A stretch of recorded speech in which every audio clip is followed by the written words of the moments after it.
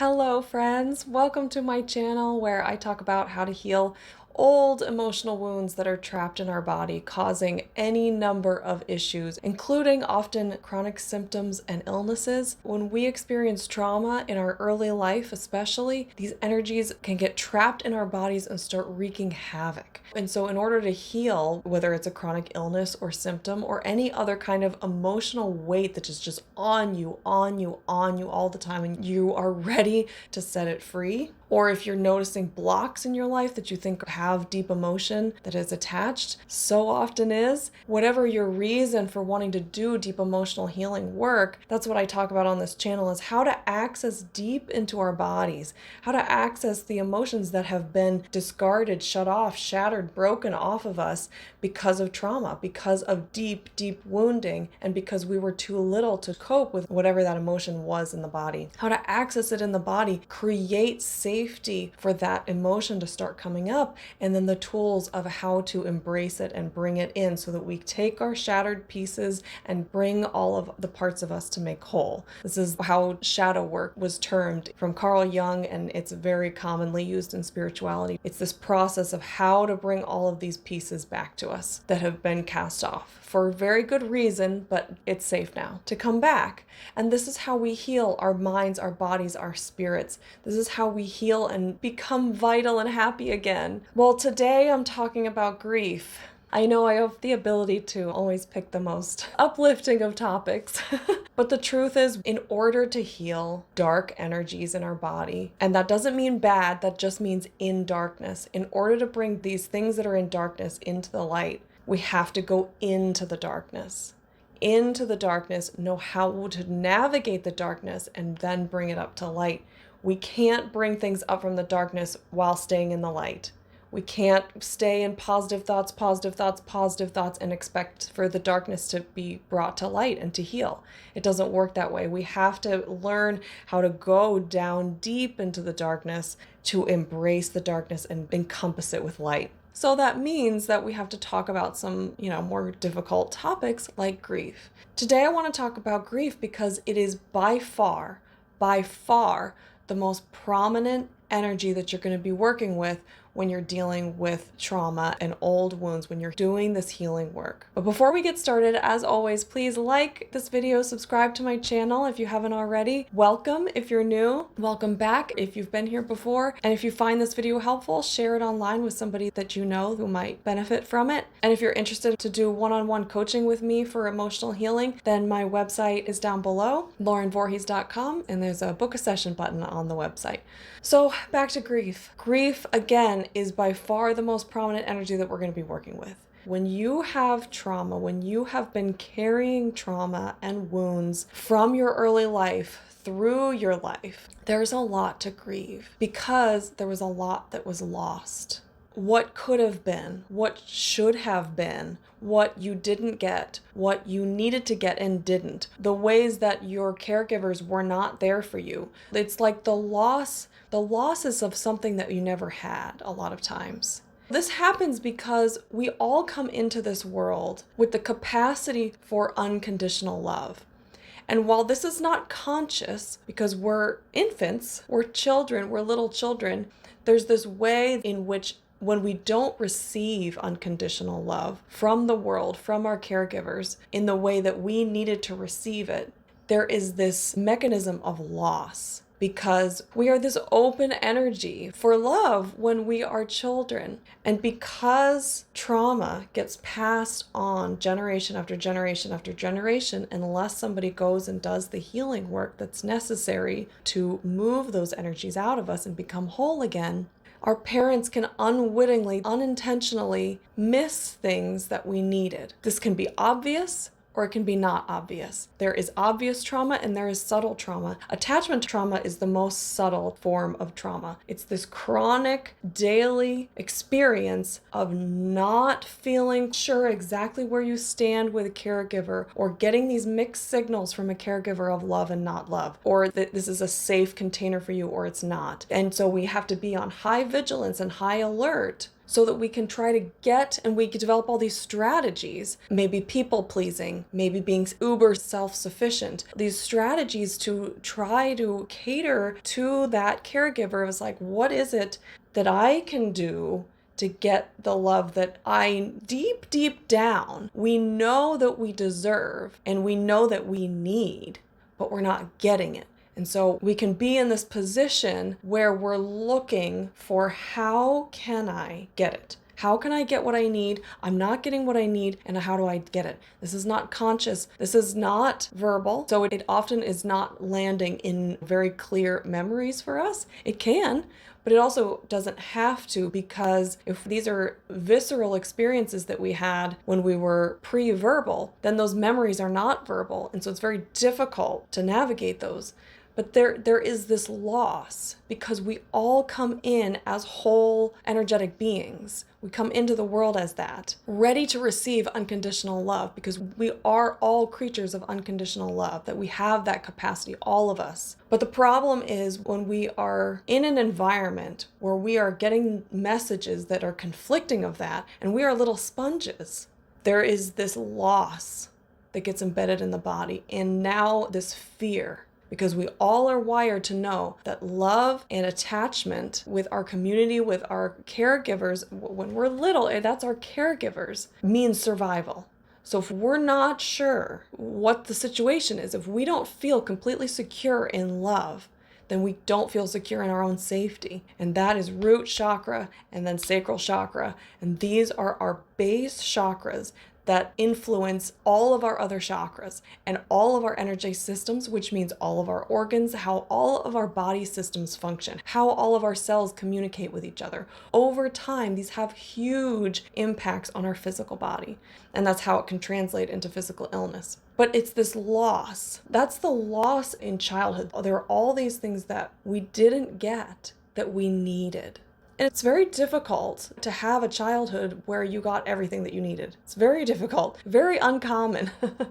We all have some kind of wounding. And I believe one of the things that's going to happen in the future is that it's going to become part of our culture to go through this almost rite of passage where we all, in our late 20s, early 30s, when we're fully differentiated from our parents, when we go through this period of going back and figuring out, what is it that I didn't get that I needed? Not blaming our parents, just what did I need that I didn't get? And how can I heal that? How can I fill in that hole? Because it makes a hole. And so what we're doing is we're grieving the hole. Where the hole didn't used to be there, now there's a hole. There's a hole in our energetic being, and we have to grieve the loss of that energy. This might seem a little abstract, but it's really important, because as you create safety in your body through havening and tapping and deep breathing, which is foundational and you must do in order to do deep emotional healing, especially emotional healing of trauma that is embedded in the body, you have to create this physical safety, these safety signals. And I have other videos that I'll link to where I talk about this. Once you create that safety, emotions start coming up, and grief will come up by itself, but it will also be uncovered by the release of other emotions, like rage, like disappointment. And I'm sharing this in hopes that this will be comforting, because as you become comfortable with the feeling of grief, it's an energy that you're going to feel over and over again, and so it'll make the process easier. It becomes such a familiar energy that it's not so scary. However, we as a culture have not properly been taught how to grieve. There's a lot of fear around grieving, because when we experience loss in our lives and it doesn't get healed, we don't grieve it fully. It gets trapped. And this is true whether it's from your childhood or from your adulthood. You have a loss, you lose a parent, you lose a loved one, a pet, a home, a place that was really important to you. Any kind of loss, if we don't know how to allow that and go through the grieving process, what happens is that energy gets stuck in us. We develop these coping skills where it's like, I'm doing okay, but not great. And so on the outside, we'll say, oh, I'm good. But on the inside, we have this sadness that's just lingering. And if it's from our childhood, this loss that we haven't processed, we have this sadness, this grief that's weighing us down. It's on us, it's sticking to us, it's lingering. Our whole lives, there's this background. It's like we're far enough away from it to not feel it really poignantly and to be crying all the time. Or maybe we are, but oftentimes we're not. But it's still close enough that we can feel it all the time, especially when we're alone. It's like when we're alone and there's quiet in our mind, it's like you have that feeling and it's just lingering and lingering and lingering and lingering your whole life. When we have loss, deep, deep traumatic loss from our childhood, it can linger with us through our whole lives until we go back and heal it. And so there can be this really intense aversion to the idea of going deeper into that. Because it's like, I don't want to look at it. It's like, I feel this my whole life. I don't want to feel it more. I am not going to feel it anymore, because we develop this belief and this fear that once we feel something, we can never unfeel it. It's like once we feel it, it stays forever. Fortunately, it's not true. But unfortunately, we have this belief that it's true. And so then we're scared to look at it, scared to feel it, scared to ever let it in, because we're terrified that it'll stay. And because there's this way in which, we've been coping with it on us for years and years and years. Even if it's not your whole life, if you lost a loved one a few years ago and you've just never been the same, you've never felt the same since inside. We so often will develop this feeling of like loss is this catastrophic energy that cannot be come back from because it never goes away. But it's because we haven't grieved it fully. We haven't allowed ourselves to grieve it fully. And this is not our fault, because in the culture that we live in currently, it's not commonly talked about to give enough space to grieve. And it's not really talked about or known in common culture how much time it takes to grieve. Wiser, older cultures, when somebody lost a loved one or had some great loss in their life, they were given, and it was expected that they needed like a year to grieve. It was expected that they needed a long time to process all of that emotion. In today's world, what is it? It's like you take a couple of mental health days from work and then you're expected to just jump back in, get back to it, be a little productivity machine again, And it's a subtle but also obvious way of saying, just be done with that, that's enough. That's enough time for that. But that's not how our emotions work. When there's a big loss in our lives, we've got to grieve that. Grief needs a lot of space sometimes. And I hope none of this is coming across as scary or intimidating. My intention is actually to bring light to it in a way that's empowering, because the truth of it is we all have the ability to move these energies again. When these energies are moved fully, and that hole that was created in our energetic being that is just lingering and lingering and lingering, and we can literally feel like we have a hole in us, in our hearts, that is just never leaves, it never goes away. We go into that darkness of that dark hole and really feel that energy. But it's like any emotional energy that I talk about on this channel. We need to do it in a certain way in order to heal it. If we become so completely encompassed and identified and merged with that energy, it won't heal. It does become a bottomless pit of grief and emotion and tears.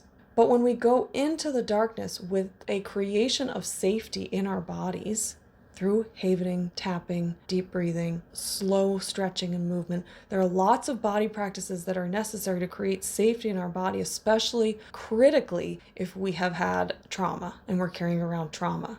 We need to learn how to create that safety so that we can go into that darkness and really feel that emotion, that deep grief, while being able to maintain some awareness that this is a temporary energy. This is an energy that is in us and on us that we need to move through. It's not us. This is not a permanent fixed component of our bodies, minds, and spirits. This is not us.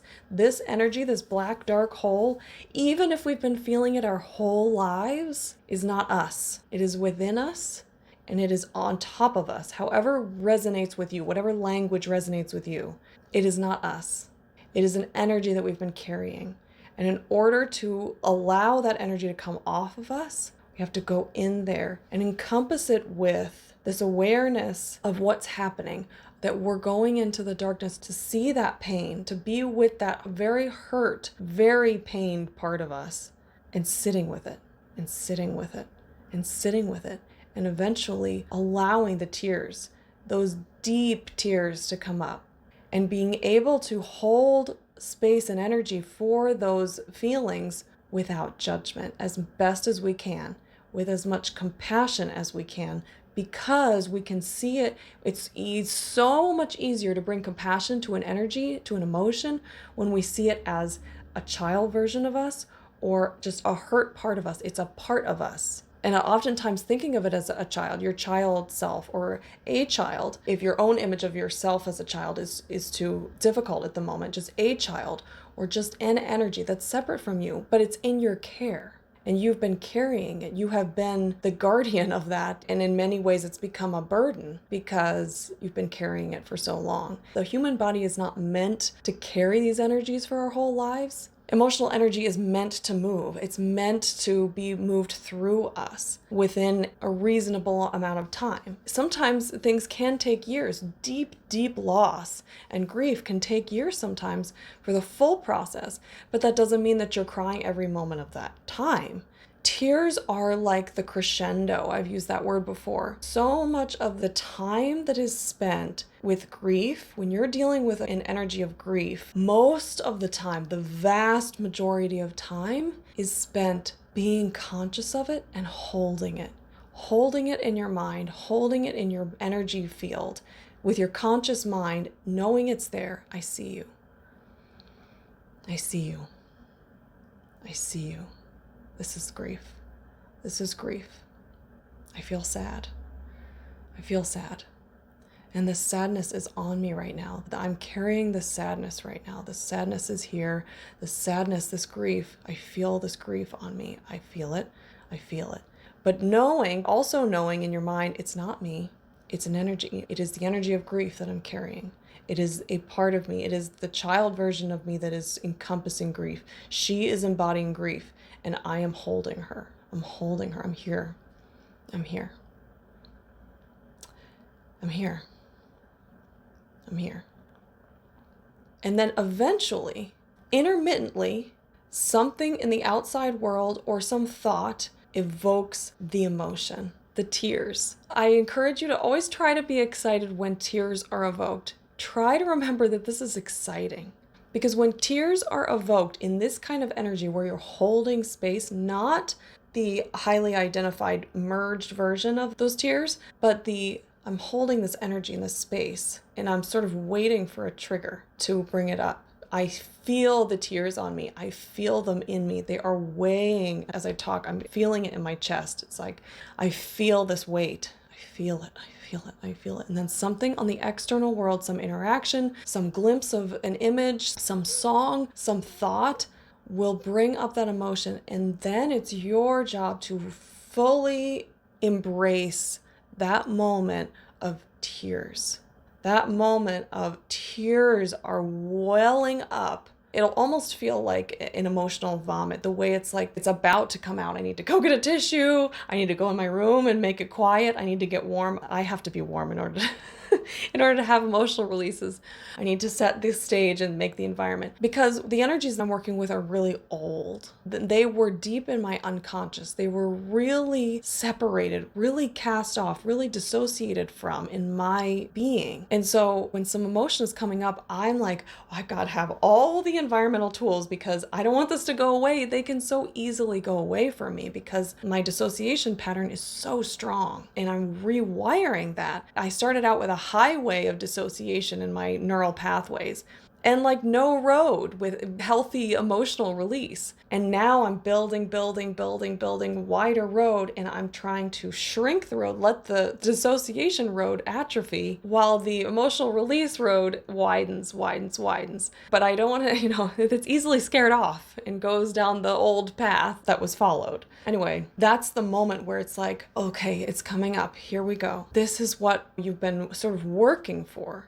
Crying, you get used to over time, and having these emotional releases. And while you're crying, it's critically important to remember, as I've said, withholding that energy, carrying it with loving space as much as you can, and then maintaining a safe environment in the body, crucial, and maintaining that separation. All of those things are vital when you're having an emotional release as well. So when you're having an emotional release, you're crying. If you are feeling worked up, overwhelmed, like your energy system is building, and it's like getting overwhelming, that's a signal that you need to calm your body. Your body's feeling very unsafe and you need to create safety. So havening, and I'll put a video for havening down below, a link. But if you prefer tapping on these spots, whatever you find the most soothing is what you want to do.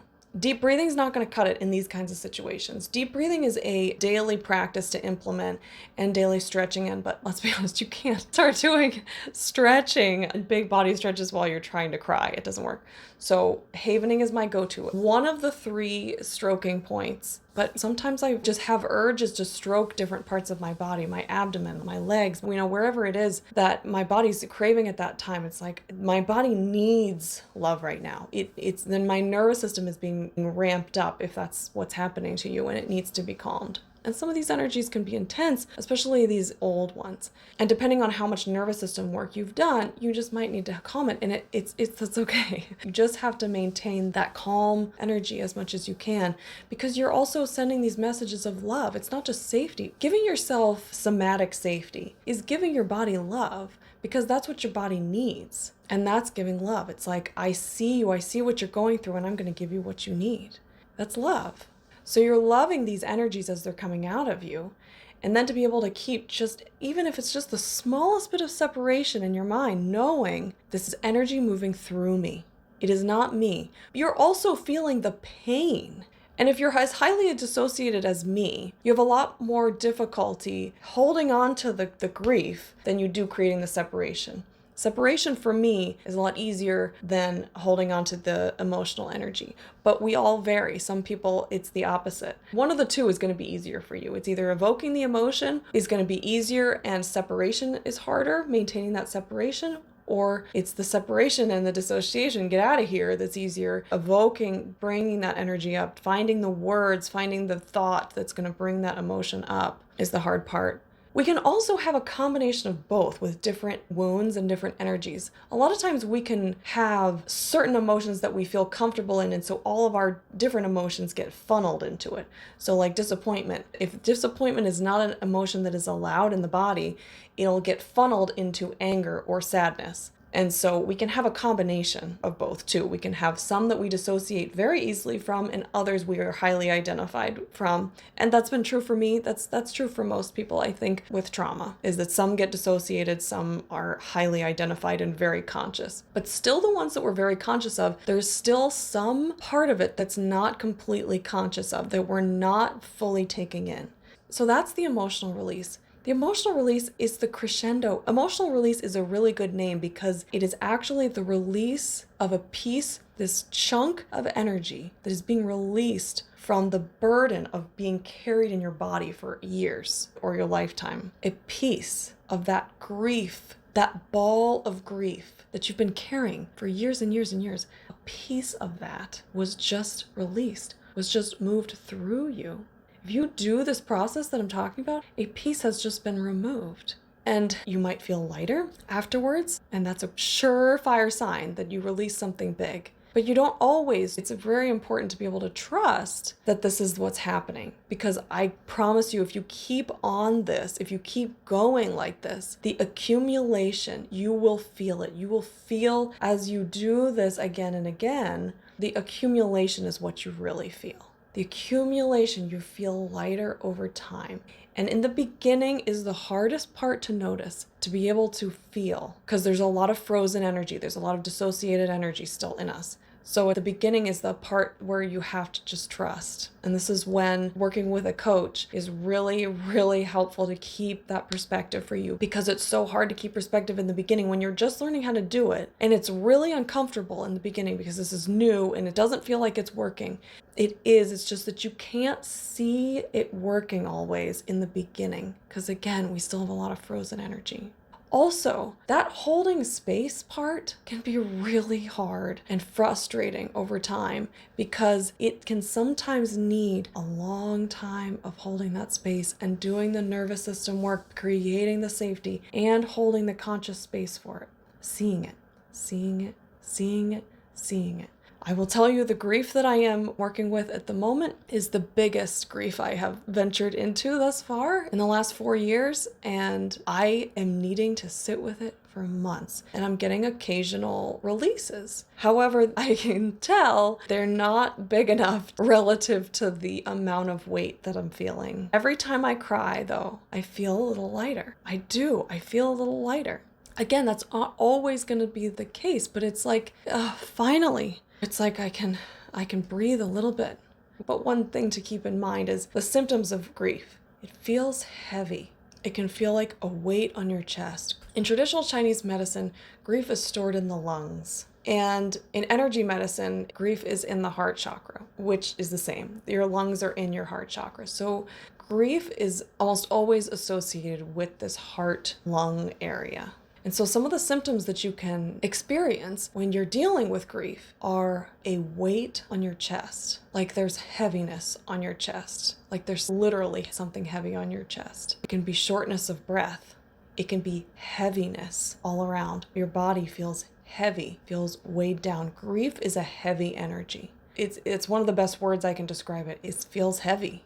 And when you have old grief, there's this way in which you always feel heavy. There's this lack of lightness, brightness in your energy being, like you want to go and skip, And those of us who have dealt with adrenal fatigue or definitely chronic fatigue, there's no skipping energy. One of the reasons is that grief is on you, a big weight of grief. It's literally weighing your energy system down. It's a weight on you. Grief is likely the biggest percentage of weight on you. The great thing about grief is that there is an intuitive part. We all know that one of the ways that we heal grief is through crying, and we all know how to cry. But as I've talked about in this video, there are specific components that keep us from releasing those tears in a way that the energy moves off of us, out of us, and goes back into the ethers and into the earth, like that energy system, like it leaves our energy system. We stop having to carry it like we have been.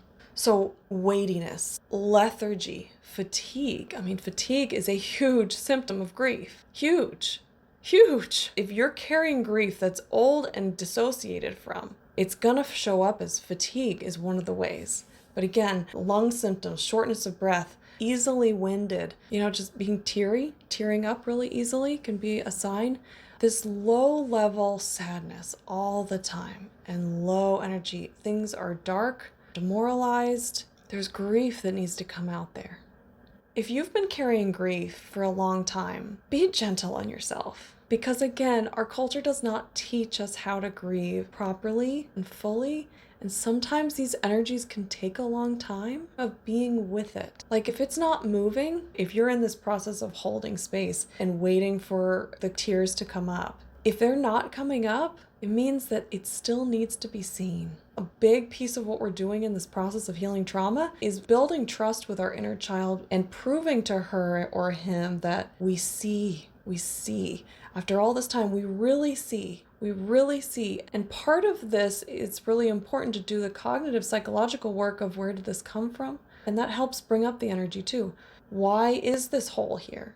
What created this hole? And really building an understanding of what are the deepest feelings that my inner child has felt and has been carrying but has not been seen. Because it's like once she or he is seen fully, that energy is really seen fully and met with compassion is when the release will come. And so sometimes that takes time, and it takes, external triggers. It takes learning. It takes reading psychological stuff. It takes, learning about trauma and how that can impact us. It can be going back into your past and, looking at old pictures, watching old family videos. And as you heal more things, you'll see things from a different perspective. It's really fascinating. You'll see things that you didn't see before. You'll realize things you never realized before. You'll remember things you didn't remember before. And a lot of this is because layers are coming off, but the biggest reason is because you're creating safety. Your body knows that it's safe. It learns that it's safe now. It's safe now. So it's safe to bring up those memories. It's safe to bring up feelings that weren't safe before. So if you're going through a period of grief, just try to hold on to trust as best you can.